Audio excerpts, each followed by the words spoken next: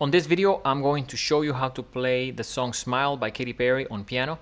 And this is our band version. Keep in mind that we don't show people how to play melody lines. We don't believe that there's a point to that.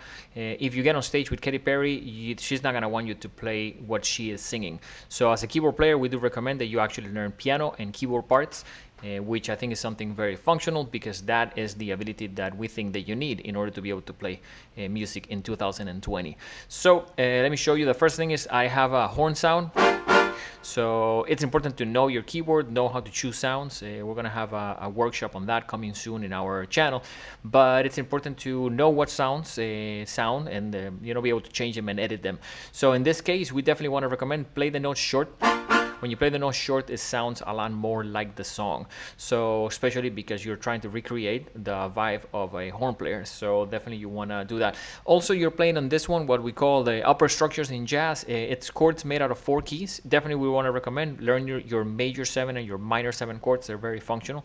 In this case, we're starting with the G minor 7, G flat, B flat, D, and F. So, but we are actually splitting the hands, and also our tutorials are designed for people that are young, so when their hand is smaller, maybe they can't reach 4 keys yet. So we're going to start by doing a G minor 7. Let me play the right hand first. It's going to be B flat, D, F, and you do that multiple times with this rhythm. There, definitely try to play those notes short like I'm doing there. You can move your hand a little bit on the inside of the piano to reach that B flat comfortably. And then the left hand is going to be doing a G. So we do short on both hands. And the song has that every time that is going into the chorus. So I believe that's 2 measures of that little part going into what would be the following part, which I'll show you in a second. So there, nothing to that. Important to play the note short. Now, next up, we're going to do, and I'll show you the right hand first, is going to be B flat, D, F, then C, E, G, and D, F, A. And those are the top part of a 4 key chord. So you do that short. So on the left hand, I'm gonna do G, A, and B flat.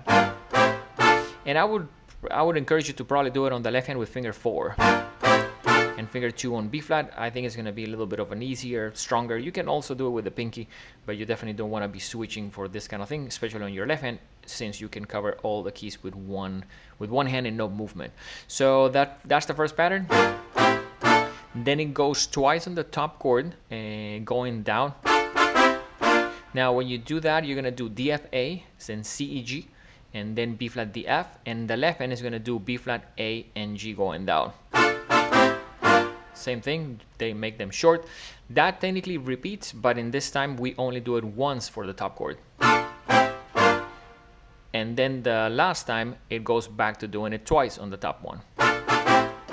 So the whole pattern slowly will be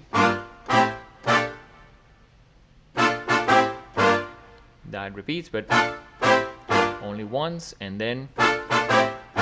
So that is pretty much the pattern. I'll play it here with the drum beat so you guys can see it in context. So it will be like.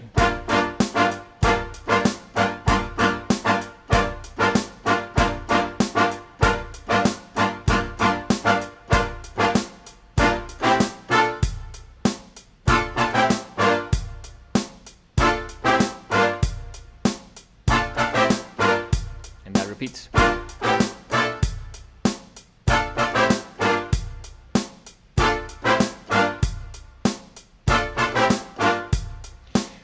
The song doesn't really have a piano, as far as I can tell, in the verses. It's mainly there in the choruses, and I do believe that as a keyboard player, it's very important to be able to not only play piano, but understand other sounds, because it's not just changing the sound and play with a different sound. It's understanding the vibe of that instrument. If you're playing guitar by playing it on a keyboard, and you're covering a guitar by playing a guitar sound on the keyboard, you have to understand a little bit how guitar players think, how string players think, because we are, as keyboard players, going to be asked sometimes to cover those parts.